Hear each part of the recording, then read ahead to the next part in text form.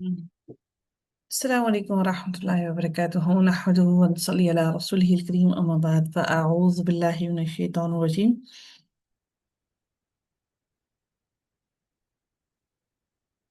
بسم الله الرحمن الرحيم. अल्हम्दुलिल्लाह, आज हमारा 14वें पारे का आगाज होता है और सूरह हज से इसका आगाज करते हैं और सूरतुल हिज्र से। तो देखते हैं कि अल्लाह रब्बुल इज़्ज़त ने इसमें क्या इरशाद फरमाया। इसको पढ़ने और समझने की कोशिश करते हैं इस दुआ के साथ कि अल्लाह ताला हम सब के लिए कुरान को पढ़ना, सीखना, सिखाना और उस पर अमल करना आसान कर दे। आमीन या रब्बल आलमीन। रुबमा यवद्दुल्लज़ीन कफरू लव कानू मुस्लिमीन। अल्लाह ताला फरमाते हैं कि एक वक्त आएगा जब काफिर ये आरजू करेंगे कि काश कि वो मुसलमान होते। यानी वो इस वक्त में ये दुआ करेंगे कि काश कि वो मुसलमान होते। आप उन्हें उनके हाल पर छोड़ दीजिए कि कुछ खा लें, मजे उड़ा लें और लंबी चौड़ी उम्मीदें उन्हें गाफिल किए रखें। यानी ये जो दुनिया की जिंदगी है ना, ये हम सबको गाफिल किए हुए है। ये उम्मीदें हैं, दुनिया की जिंदगी की उम्मीदें हैं, हमें माल की, आसाइश की, जिंदगी की, ये तमाम की तमाम उम्मीदें हैं। तो अल्लाह ताला ने फरमाया कि आप इनको छोड़ दीजिए कि इनको लंबी चौड़ी उम्मीदें इन्हें गाफिल किए रखें, फिर जल्द ही उन्हें सब मालूम हो जाएगा। हमने जिस बस्ती को भी हलाक किया तो उसके लिए एक मुकर्ररा मुद्दत लिखी हुई थी। कोई कौम उस मुकर्ररा मुद्दत से पहले हलाक नहीं हो सकती और ना ही उस मुद्दत के बाद बची रह सकती है। अल्लाह ताला ने हर किसी को का एक वक्त मुकर्रर कर रखा है। अल्लाह ताला फरमाते हैं वक़ालू या अय्युहल्लज़ी नुज़्ज़िला अलैहि ज़िक्रु इन्नका लमजनून। अल्लाह ताला फरमाते हैं कि काफिर ये कहते हैं, ए वो शख्स जिस पर ये कुरान नाजिल हुआ है तो बिलाशुबा दीवाना है। जिस पर कुरान नाजिल हुआ, नबी सल्लल्लाहु अलैहि वसल्लम को क्या कहते हैं कि ये दीवाना है, नाउज़ुबिल्लाह। अल्लाह ताला फरमाते हैं कि अगर तू सच्चा है तो फिर हमारे पास फरिश्ते क्यों नहीं ले आता। हालांकि हम फरिश्ते सिर्फ हक फैसले के वक्त ही उतारते हैं, फिर उस वक्त उन्हें मोहलत नहीं दी जाती। वो नबी सल्लल्लाहु अलैहि वसल्लम को कहते कि अगर तू सच्चा है तो हमारे पास फरिश्ते कोई ले आ। तो अल्लाह ताला फरमाते हैं कि फरिश्ते अल्लाह ताला नहीं लेकर आता, क्योंकि अल्लाह ताला फरिश्ते जो है उनके जरिए से कुरान को नाजिल फरमाता है। और अगर अल्लाह रब्बुल इज्जत ने फरिश्तों को भेज दिया जमीन के ऊपर, तो फिर अल्लाह ताला ऐसा फैसला कर देगा कि फिर उनके बाद उसके बाद मोहलत नहीं मिलेगी उनमें से किसी को भी।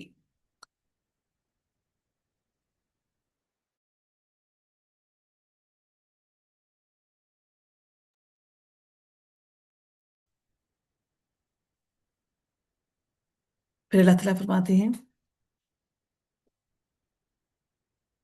इन्ना नहनु नज़्ज़लना ज़िक्रा व इन्ना लहु लहाफिज़ून। यकीनन हमने ही जिक्र उतारा है। जिक्र से मुराद क्या है? इस मुकाम पर अल्लाह ताला ने कुरान के बजाय जिक्र का लफ्ज इस्तेमाल फरमाया है, जिसकी मानी क्या है कि याद दहानी या नसीहत। अगरचे कि सिफाती लिहाज से कुरान करीम का एक नाम जिक्र भी है, ये दोनों नाम एक दूसरे के मुतरादिफ नहीं है। जैसे कि अल्लाह ताला ने सूरह कमर में फरमाया है कि वलक़द यस्सरनल कुरान लिज़िक्रि फहल मिन मुद्दकिर। हमने कुरान को जिक्र के लिए आसान बना दिया है, लिहाजा कोई है जो नसीहत पकड़े। इससे साफ मालूम होता है कि कुरान और जिक्र दो अलग अलग चीजें हैं। जिक्र जब याद दहानी के मानों में आता है तो इससे मुराद तमाम की तमाम चीजें जो है वो अल्लाह ताला की तरफ से वही की हुई हैं, जो भी कुरान के अंदर चीजें नाजिल की गई हैं। यानी किताब भी और वो बसीरत भी जो अल्लाह ताला किताब के बयान के लिए अपने रसूलों को अता फरमाता है। इसी बसीरत को हम सुन्नत भी कह सकते हैं। यानी अल्लाह ताला ने सिर्फ कुरान की हिफाजत ही का जिम्मा नहीं लिया, बल्कि इसके मानी और इसके मतलब का भी जिम्मा ले रखा है। अल्लाह ताला ने कुरान के मानी का भी और कुरान के अल्फाज का भी अल्लाह ताला ने जिम्मा ले रखा है कि क्यामत तक कोई भी इंसान कुरान के अल्फाज को नहीं बदल सकेगा। अब देखते हैं कि जो तर्जुमा होता है ना कुरान का, तर्जुमा सेम होता है। जो तब्दीली लाते हैं वो लोग किसके अंदर लाते हैं? वो कुरान की तफसीर में तब्दीलियां लेकर आते हैं। तो तर्जुमा तो हर हर ہر فقہ سے تعلق رکھنے والوں کا ترجمہ یہی رہے گا، قرآن کے ترجمے کو نہیں بدل سکتے۔ تو اللہ تعالیٰ یہاں پر انہی لوگوں کے بارے میں ارشاد فرماتے ہیں کہ ہم نے، اللہ تعالیٰ نے اپنے بارے میں کہا، اللہ تعالیٰ نے قرآن کے بارے میں فرمایا کہ یقیناً ہم نے ہم نے ہی ذکر اتارا ہے، اور یقیناً ہم ہی اس کے محافظ ہیں۔ آپ سے پہلے ہم نے سابقہ قوموں میں پہ بھی رسول بھیجے تھے، اور ان کے پاس جو بھی رسول آیا اس کا وہ مذاق ہی اڑاتے تھے۔ ہم مجرموں کے دلوں میں ایسی ہی باتیں داخل کر دیتے ہیں کہ وہ اس پر ایمان نہیں لاتے۔ پہلی قوموں کی بھی یہی روش رہی ہے، وہ بھی ایسے ہی کیا کرتے تھے۔ اور اگر ہم ان پر آسمان کا کوئی دروازہ کھول بھی دیتے جس میں وہ چڑھنے لگ جاتے، تو بھی وہ یہی کہتے کہ ہماری آنکھوں کی نظر بندی کر دی گئی ہے، ہماری آنکھوں پر جادو کر دیا گیا ہے، بلکہ ہم سارے کے سارے لوگوں پر ہماری نظر بندی کر دی گئی ہے، بلکہ ہم سارے لوگوں پر جادو کر دیا گیا ہے۔ بل نحن قوم مسحورون، بلکہ ہم ساروں کو جادو کر دیا گیا ہے۔ یعنی اپنی آنکھوں سے سب کچھ دیکھ بھی لیتے، آسمان پہ چڑھ بھی لیتے، آسمان کی مخلوق کو دیکھ بھی لیتے، اس کے باوجود بھی ان میں سے کوئی بھی ایمان نہ لے کر آتا، ان میں سے کوئی بھی اسلام پر نہ ثابت قدم رکھتا ہوتا، اور نہ ہی کوئی اسلام کی بات سنتا۔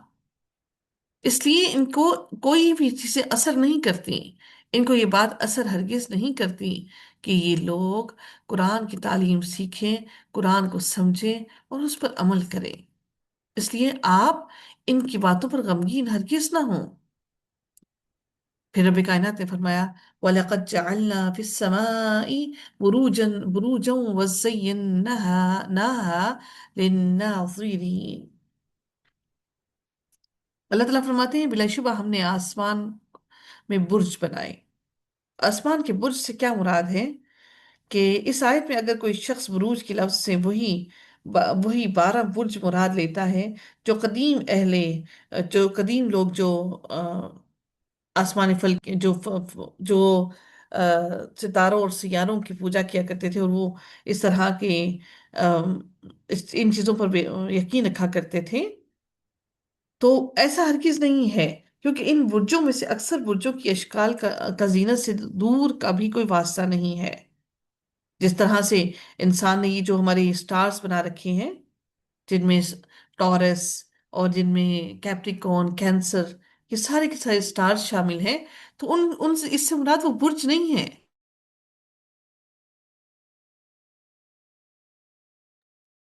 آپ نے دیکھا ہوگا کہ وہ بھی وہاں پر بھی برج لکھا ہوا ہوتا ہے۔ یہی وجہ ہے کہ اکثر علماء نے یہاں بروج سے مراد ستارے اور سیارے مراد لیے ہیں جو رات کے وقت آسمان کو زینت بخشتے ہیں۔ اس سے مراد وہ والے برج نہیں ہیں جو ہم انسانوں نے دے رکھے ہیں۔ یہاں پر مراد علماء کرام نے ستارے اور سیارے لیے ہیں جو رات کے وقت آسمان کو زینت دیتے ہیں اور خوبصورت بناتے ہیں۔ اور اگر ہم اس کو لفظی معنی دیکھیں تو اس کا کیا ہے کہ ہر چیز کو ہم برج کا کہہ سکتے ہیں، خواہ وہ کوئی عمارت ہو یا گنبد ہو یا قلعہ ہو۔ مطلب یہ ہے کہ اللہ تعالیٰ کا آسمان کو ایسا مزین بنا دینا بذات خود اس کی قدرت کی بہت بڑی نشانی ہے۔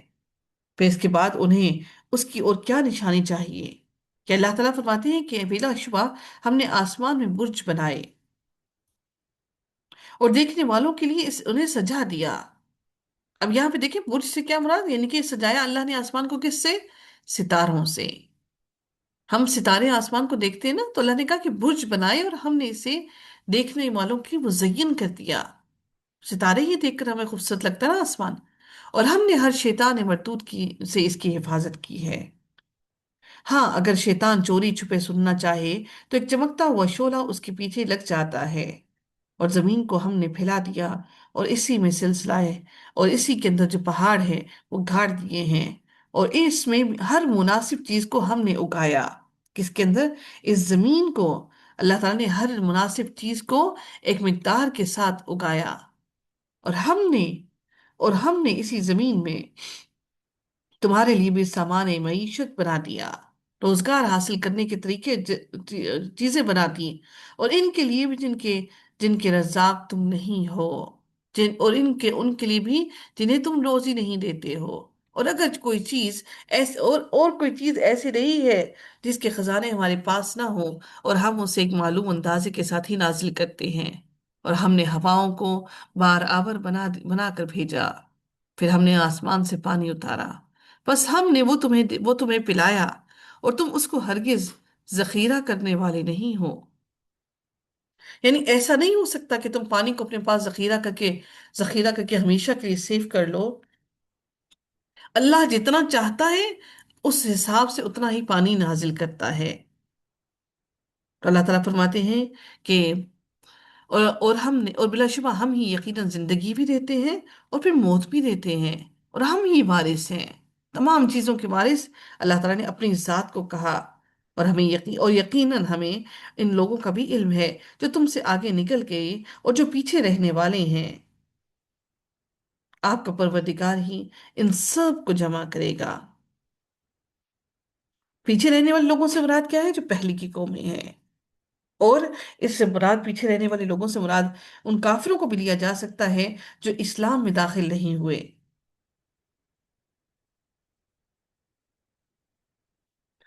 اور آگے کون سے لوگ نکل گئے؟ جو کامیاب ہوئے۔ اور کامیاب کون ہوا؟ مسلمان، جنہوں نے اسلام کو قبول کر لیا۔ اور یقیناً آپ کا رب ان سب کو اکٹھا کرے گا، بلا شبہ وہ کمال حکمت والا اور سب کچھ جاننے والا ہے۔ پھر میرے رب نے فرمایا، اور ہم نے انسان کو بدبودار کیچڑ سے بچنے والی مٹی سے پیدا کیا۔ انسان کی تخلیق کے بارے میں بیان ہو رہا ہے۔ خشک شدہ بجنے والی مٹی سے پیدا کیا، اور جنوں کو اس سے پہلے ہم آگ کی لپٹ سے پیدا کر چکے تھے۔ دیکھیں کتنی اہم ترین بات یہاں پر اللہ نے قرآن میں ہی کہہ دیا کہ انسان کی تخلیق سے قبل ہی اللہ تعالیٰ جنوں کو لپٹنے والی آگ سے پیدا کر چکے تھے۔ پھر اللہ تعالیٰ پھر مزید فرماتے ہیں، اور وہ وقت یاد کرو جب آپ کے پروردگار نے فرشتوں سے کہا کہ میں گلے سڑے گارے کی کھنکھناتی مٹی سے ایک انسان پیدا کرنے میں لگا ہوں، تو جب میں اسے درست کر چکوں اور اس میں اپنی روح سے کچھ پھونک دوں، یعنی اپنی طرف سے، اپنی روح سے مراد یہ نہیں ہے کہ اپنی روح پھونک دوں، یعنی اپنی طرف سے۔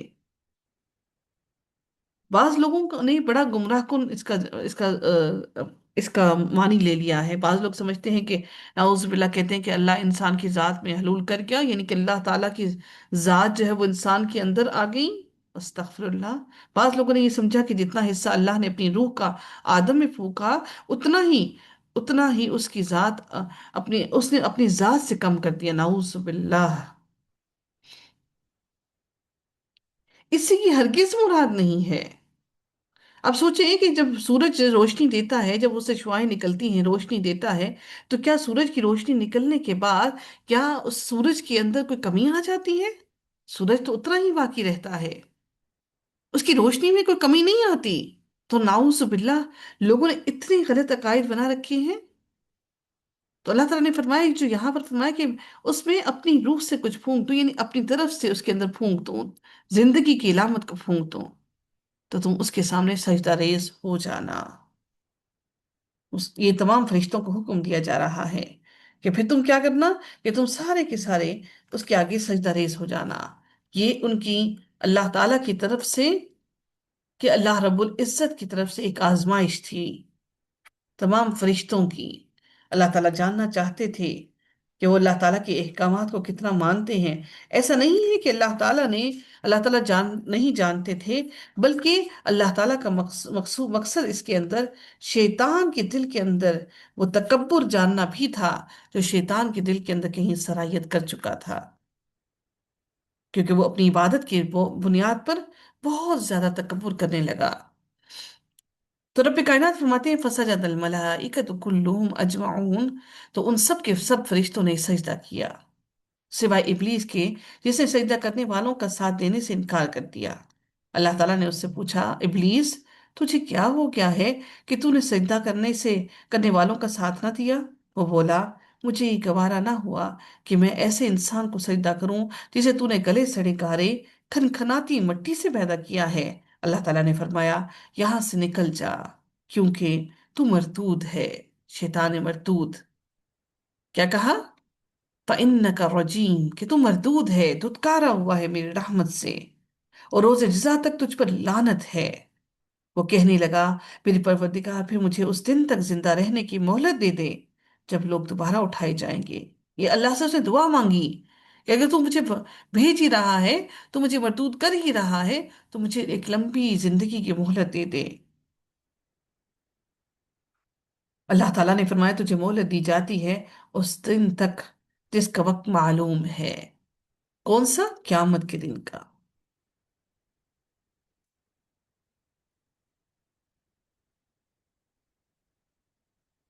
फिर रब कायनात अगली आयत में इरशाद फरमाते हैं, कौला, वो बोला। क्या बोला? अपने रब से कहने लगा, और रब्बी, चूंकि तूने मुझे आदम के जरिए से बहका दिया है, रब्बी बिमा अगवैतनी लाउज़य्यिनन्न लहुम फिल अर्दि वला उग़वियन्नहुम अजमाइन। यानी इससे पहले मैं बहका हुआ नहीं था, तूने मुझे आदम से बहका दिया है, तो अब मैं भी दुनिया में लोगों को उनके गुनाह खुशनुमा करके दिखाऊंगा और उन सबको बहका कर छोड़ूंगा, इल्ला ये कि तेरे चंद मुखलिस बंदे बच जाएंगे। तो और बात है। तो अल्लाह ताला ने फरमाया, ये वो रास्ता है जो सीधा मुझ तक पहुंचता है। मेरे हकीकी बंदों पर तो तेरा कुछ जोर नहीं चल सकेगा। तेरा जोर सिर्फ उन गुमराहों पर चलेगा जो तेरी पैरवी करेंगे। और जहन्नुम ही वो जगह है जिसका ऐसे सब लोगों का वादा दिया जाता है। इसके 7 दरवाजे हैं। इस जहन्नुम के 7 दरवाजे हैं। हर दरवाजे का उनमें से तकसीम शुदा हिस्सा है। तकसीम शुदा हिस्से से मुराद क्या है? कि हर हर दरवाजे को अल्लाह ताला ने, जो गुनहगार उसके अंदर उस दरवाजे से दाखिल होंगे, वो उनके हिस्से में लिख दिया है। इब्ने अब्बास के नजदीक जहन्नुम के 7 तबके हैं, वो कौन से हैं? जहन्नुम, सईर, लज़ा, हुतमा, सकर, जहीम और हाविया। और जहन्नुम का लफ्ज इन सब तबकात के लिए आम है।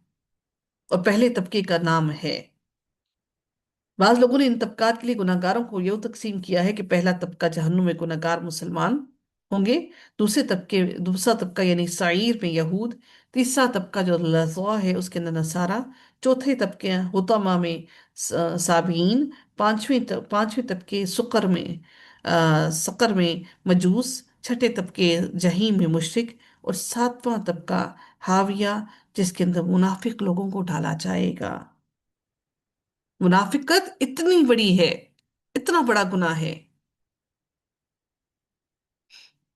अल्लाह ताला फरमाते हैं, इन्नल मुत्तकीन फी जन्नातिन व अयून। बदकिस्मती से हम मुनाफिकत को कुछ समझते ही नहीं है, सिवाय इसके कि और अल्लाह ताला फरमाते हैं कि इसके खिलाफ क्या है? वो लोग जो परहेजगार हुए, और बागों, वो लोग तमाम के तमाम लोग बागों और चश्मों में होंगे, और उनसे कहा जाएगा कि इसमें बिला खौफ व खतर, बगैर किसी खौफ और परेशानी के दाखिल हो जाओ। उनके दिलों में अगर कुछ कदूरत हुई हुई भी तो हम उसे निकाल देंगे। अगर उनके दिलों में कोई तंगी हुई भी, अगर कोई भी कीना उनके दिलों में हुआ भी, तो हम उसको निकाल के देंगे। और आमने सामने तख्तों पर भाई भाई होंगे, तख्तों पर बैठेंगे। वो इन्हें वहां वहां कोई मुशक्कत उठाना पड़ेगी ना, वहां पर उन्हें कोई मुशक्कत उठाना पड़ेगी, और ना ही वो वहां से निकाले जाएंगे। ए नबी, मेरे बंदों को खबर दे दीजिए कि मैं माफ कर देने वाला और रहम करने वाला हूँ। बेशक शैतान ने मुझसे ये मोहलत मांग रखी है, लेकिन ए नबी, आप मेरे बंदों को खुशखबरी दे दीजिए, उनको खबर दे दीजिए कि मैं माफ कर देने वाला और रहम करने वाला हूँ। और ये भी कि मेरा अजाब ही दर्दनाक अजाब है। मैं माफ तो कर देता हूँ, लेकिन फिर मैं जब अजाब देता हूँ तो बहुत ही दर्दनाक अजाब देता हूँ।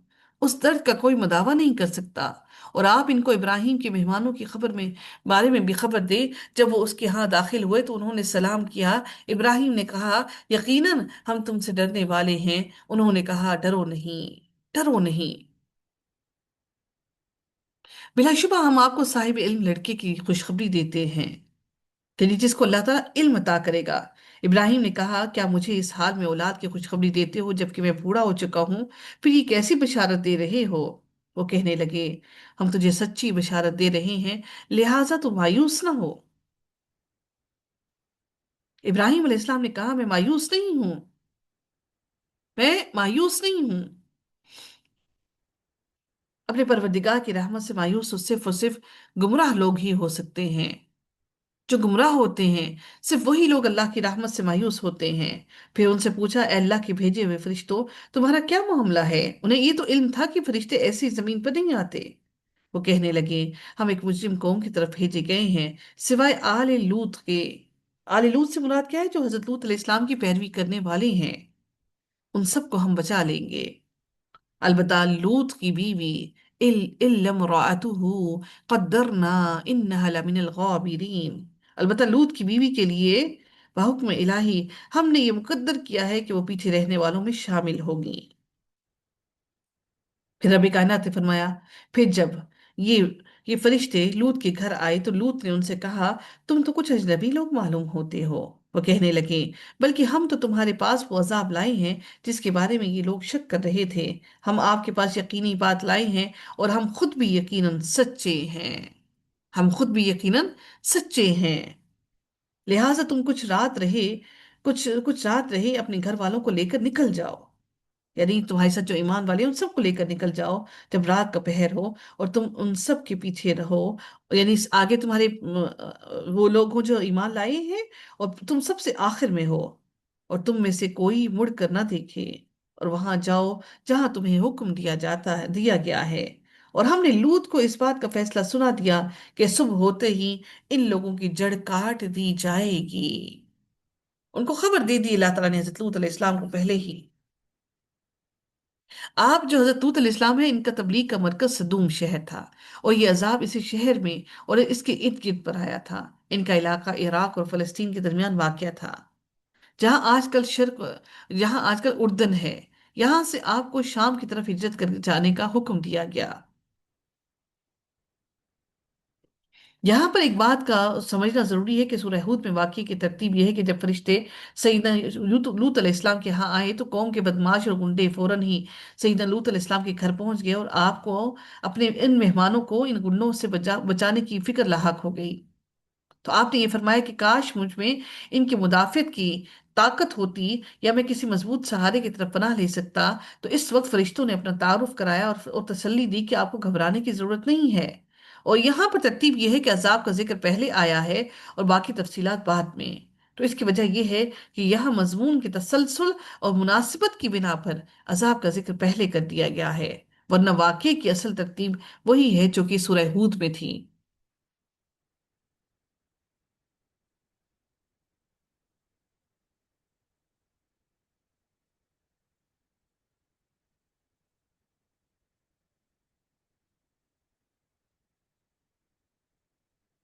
फिर अल्लाह रब्बुल इज्जत मजीद इरशाद फरमाते हैं अगली आयत के अंदर, वजा अहलुल मदीनति यस्तबशिरून, और शहर के लोग खुश होते हुए आ गए। लूत ने कहा, यकीनन ये लोग मेरे मेहमान हैं, सो तुम मुझे जलील ना करो और अल्लाह ताला से डरो और मुझे रुस्वा ना करो। उन्होंने कहा, क्या हमने सारे जहानों से तुम्हें मना नहीं किया? लूत ने कहा, ये मेरी बेटियां हैं, अगर तुम करने वाले हो। आपकी उम्र की कसम, बिलाशुबा वो अपने नशे में बहक रहे थे। यानी वो अपने नशे में बहक रहे हैं। ए नबी, आपकी उम्र की कसम, अल्लाह ताला ने उनकी उम्र की कसम उठाकर कहा कि इस वक्त वो अपनी मस्ती में दीवाने हो रहे थे। आखिर सूरज निकलने के वक्त उन्हें जबरदस्त धमाके ने आ लिया।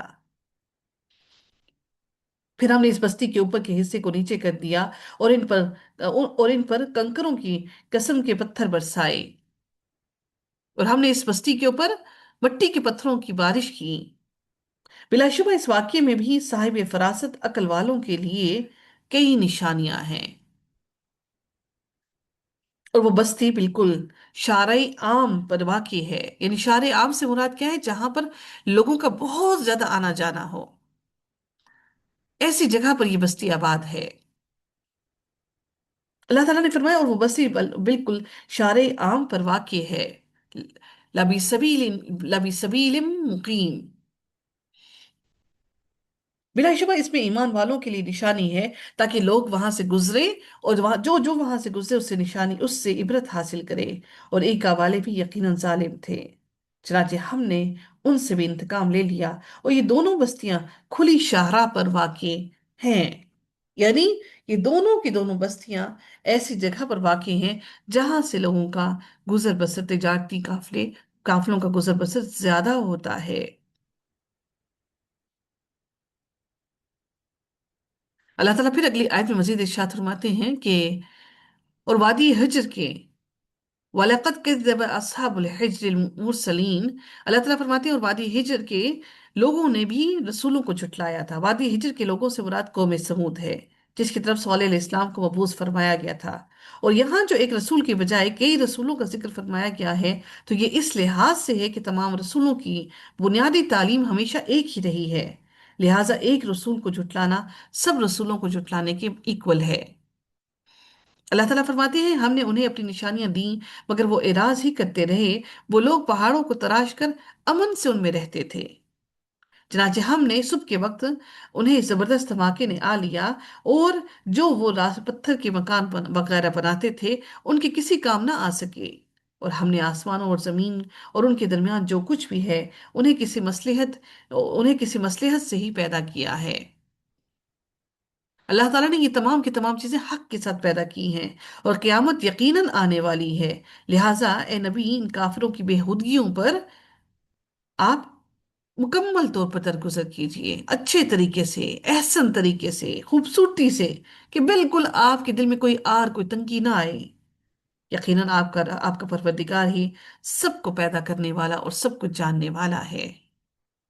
फिर मेरे रब ने मजीद फरमाया, हमने आपको 7 ऐसी आयत दी हैं जो बार बार दोहराई जाती हैं, और कुरान अजीम भी दिया है। ये अल्लाह ताला ने कितनी खूबसूरत बात यहाँ पर की। मिनल बसानी वल कुरान, ये 7 आयत सूरह फातिहा हैं, जिसका अल्लाह ताला ने खास तौर पर कुरान के अंदर जिक्र किया। और किसी भी सूरत का अल्लाह ताला ने ऐसे कुरान में जिक्र नहीं किया। अल्लाह ताला फरमाती है कि और हमने आपको 7 ऐसी आयत दी हैं जो बार बार दोहराई जाती हैं, और कुरान अजीम भी दिया है। लिहाजा हमने मुख्तलिफ किस्म के लोगों को जो सामान हयात दे रखा है, इधर नजर उठाकर भी ना देखें और ना ही उनके लिए गमजदा हों। और ईमान लाने वालों से अल्लाह ताला ने फरमाया कि ईमान लाने वालों के लिए और मोमिनों के लिए अपने बाजू झुका दें, यानी कि उनकी खूब तवाज़ा करें, उनकी खूब खिदमत करें। और आप कह दें कि बिलाशुबा, ए नबी, आप कह दें कि बिलाशुबा मैं तो साफ साफ अजाब से डराने वाला हूं, जैसे कि हमने अजाब उन उन तकसीम करने वालों पर नाजिल किया।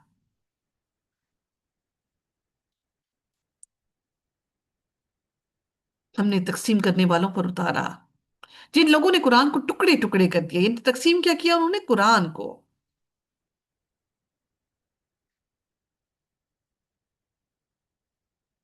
कस्में खाने वालों पर अल्लाह ताला ने ये अजाब नाजिल किया।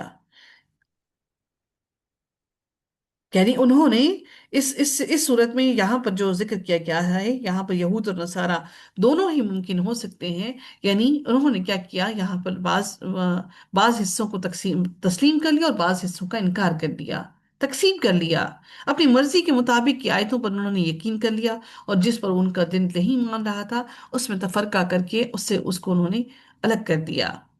यहाँ पर कुरान से मुराद उनकी किताब तौरात है। उन लोगों ने किताब अल्लाह के बास हिस्सों को मान लिया और बाज का इनकार कर दिया, और बाज आयत के अंदर तहरीफ कर दी।